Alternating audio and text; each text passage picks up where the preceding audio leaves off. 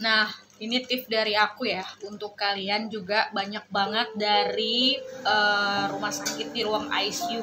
Ada juga pasien-pasiennya yang mungkin dalam kondisi kritis tapi keluarganya itu nggak ada. Bahkan aku nangis sampai sejadi-jadinya, kok bisa orang tuanya sakit keluarganya nggak ada.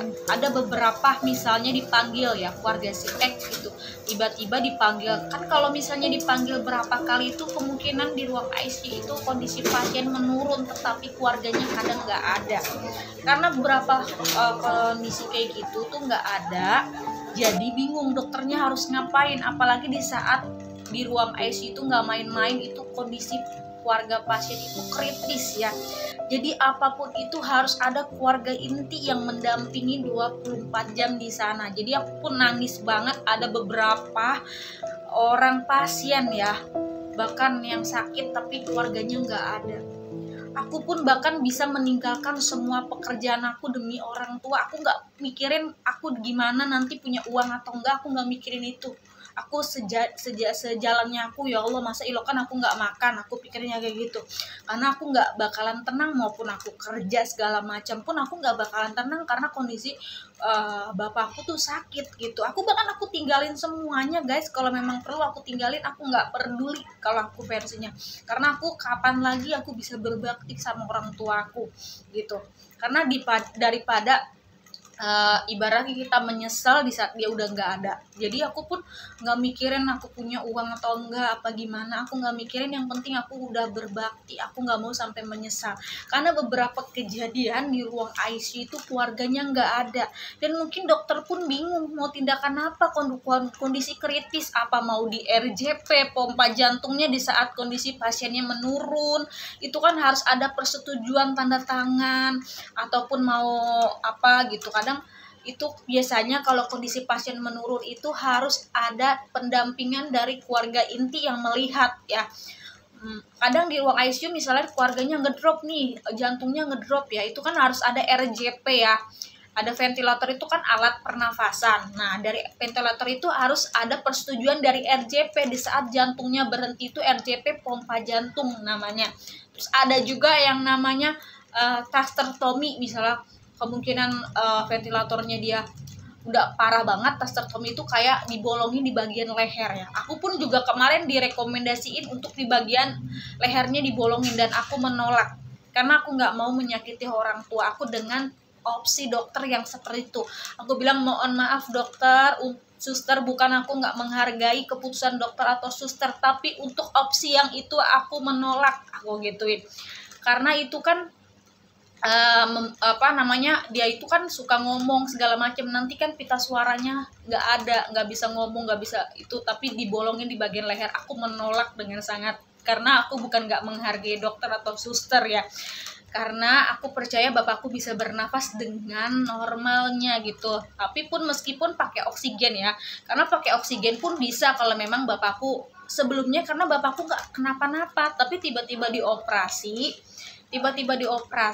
nah kemungkinan dia ngedrop dari pernafasannya apa gimana aku nggak tahu, tapi sih dari operasi itu di saraf kejepitnya di bagian leher bagian belakangnya itu udah kering. Tapi kan untuk penyembuhan di dalamnya kan aku nggak tahu proses penyembuhannya seperti apa, di dalamnya gimana. Tapi versi yang di luarnya itu operasinya kering sih ya, itu penyembuhannya gimana. Nah karena yang 10 hari itu dia udah mau kerawat inap tapi ngedrop lagi, nah aku harus persetujuan ke ventilator. Nah di saat dipakein ventilator ya, itu udah bener-bener opsi terakhir. Ventilator itu bener-bener apa ya, jarang ada yang selamat kalau pakai alat kayak gitu, jarang. Dari berapa di ruang ICU semuanya itu bahkan nangis jerit, karena bukannya membaik kalau pakai alat itu. Ventilator itu dia itu kayak selang yang dimasukin kayak gitu.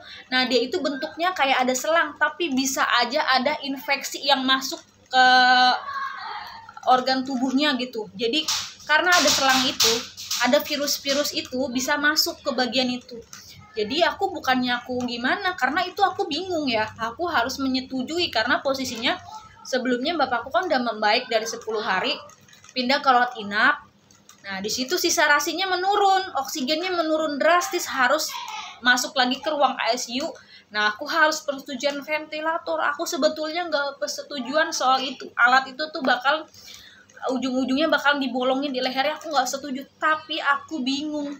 Kalau nggak aku mencoba lagi, nanti bapakku bisa alami di situ. Aku mencoba lagi, masuk lagi ruang ICU. Jadi 12 hari, dari 10 masuk lagi ke 12 hari, itu totalnya 22 hari. Nah, di situ ventilator itu banyak resikonya. Jadi bener-bener dah, kalau memang itu jangan kalian ya gitu, kita kayak buah si malakama. Kalau kita nggak setuju ya kita, ya itu pasiennya nanti nggak selamat ya. Jadinya aku setuju. Tapi usahain kalau pasiennya sudah membaik, kita harus kasih tindakan untuk lepas alat ventilator. Kayak aku udah memutuskan, mungkin aku agak kelamaan ya. Mungkin aku agak kelamaan, totalnya 12 hari pakai alat ventilator. Sementara ventilator itu nggak bisa terlalu lama dipasang. Di situ nggak bisa terlalu lama, sekitar 10 hari maksimal. Karena banyak resikonya, bisa patah tulang leher ataupun kayak pita suara gitu. Jadi kayak gitu. Nah, aku kan nggak mungkin memutuskan untuk mencopot alat ventilator kalau kondisi bapakku tuh belum stabil. Aku harus lihat jantungnya. Harus lihat pompa tensi darahnya gimana. Harus lihat dia itu masih demam atau enggak. Nah, di saat aku udah memutuskan kondisi jantungnya sudah baik, terus tensi darah penopangnya sudah dilepas, udah aman tuh, semua alat udah dilepas, terus demamnya sudah membaik, dan aku memutuskan alat ventilatornya. Tetapi Allah berkata lain. Di saat udah memutuskan itu, kan pakai oksigen yang biasa ya. Kalau ventilator itu kan versinya hanya di ruang ICU saja. Kalau udah rawat inap itu oksigennya itu udah beda level. Udah beda level yang biasa, yang standar. Tetapi bapakku tetap pakai oksigen, tapi dia nggak mampu.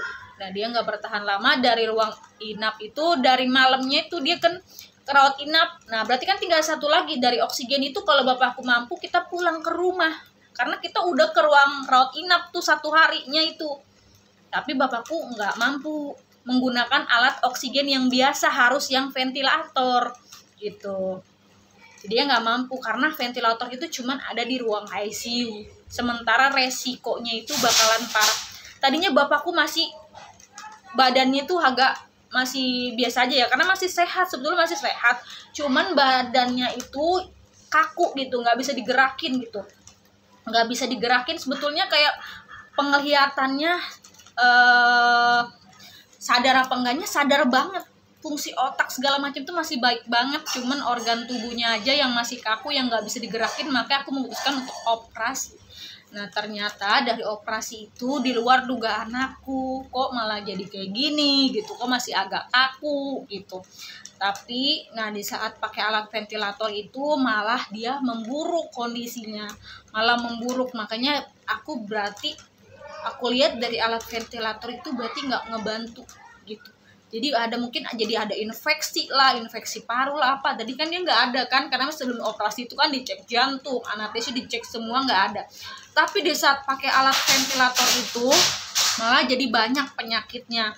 Jadi kemungkinan itu karena dia ada selang gitu, jadi kemungkinan virus-virus aku nggak tahu bisa naik apa gimana, jadi bisa menyebar, terus jadi ada apa gitu di tangannya gitu, kayak mengecil tangannya, itu gara-gara alat itu sebetulnya sih kalau kata aku ya. Ini prediksi aku karena aku kan melihat banget perkembangannya dia ya, karena aku udah hampir 1 bulan di rumah sakit. Aku tuh merhatiin banget detail-detailnya, ini alat apa sih, aku sampai sebawel apa sih, ini buat apa sih gitu. Cuman alat yang satunya ini aku udah kayak bingung, karena bapakku kan udah mau pulang malah dia ngedrop balik lagi ke ICU. Udah kayak aku harus mau nggak mau setuju daripada bapakku dialami di sana. Nah, di saat aku setuju di ruang ICU, ternyata alat itu malah lebih memperburuk kondisinya. Ya di situ dia nggak mampu. Di saat aku memutuskan untuk lepas, udah membaik, pakai oksigen biasa, dia nggak mampu. Ya di situ mungkin udah ikhlas. Nah, di situ udah jalannya. Jadi tetap aja kalian untuk keluarga harus mendampingi orang tua kalian, tetap sayangin, itu aja sih. Jangan kalian tinggal kalau selagi dia butuhkan kalian.